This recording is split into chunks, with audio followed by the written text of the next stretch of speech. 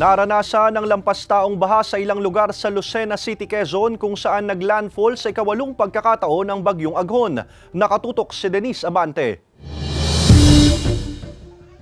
Dahil sa walang humpay na pag-ulan, lampas tao na ang baha sa ilang lugar sa Lucena City, Quezon. Sa video ng isang residente sa Barangay Market View, kitang halos malubog na ang ilang kabahayan dahil sa taas ng baha kahapon ng umaga. Dahil sa malawak na epekto ng bagyong Aghon, nagdeklara na ng state of calamity ang lungsod.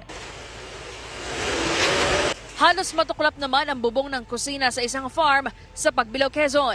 Kita rin sa video ng isang netizen ang hampas ng malalakas na alon sa ilang nakatira sa coastal barangay sa Mauban, Quezon. Ang bangka ng ilang mangingisda nasira at nalubog na sa dagat. Wala ring supply ng kuryente sa lugar. Binaha rin ang ilang bahagi ng Barangay Del Pilar sa Lopez, Quezon. Ayon sa Pag-asa, alas 10 ng umaga kahapon nang mamataan ang sentro ng bagyong Aghon sa Sariaya, Quezon. Nagbagsakan ang puno sa lugar dahil sa lakas ng hanging dala ng bagyo. Umapaw din ang tubig sa ilang palayan at pinasok ng baha ang ilang kabahayan. Nadaanan pa ng news team ang magsasakang si Mang Julianito na nag-aayos ng balsa dahil ililigtas daw sana niya ang kanyang kalabaw na nasa gitna ng palayan.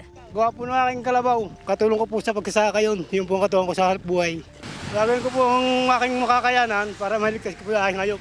Kaninang umaga, kanya-kanyang linis ng bakuran ang mga residente sa Sitio Aplaya, Barangay Bignay 1, gaya ng 61 anyos na si Aling Anita. Hindi namin sukat akalain na nung ganong oras ay kami ganyan ang mangyayari sa amin. Sana naman po magawa na itong aming kanal. Halos umakyat na rin daw sa bahay ni Mang Pascual ang tubig kagabi. Pangamba rin niya ngayon na maulit pa ang mga ganitong tagpo sa mga susunod na darating pang bagyo. Pero ito raw ang pinakatututukan ngayon ng pamunuan ng barangay. Patatawag ko pa po yung aking sanggunan sa panahon ngayon at amin pong susurvey po talaga kung ano po ang dapat naming maayos na dapat gawin.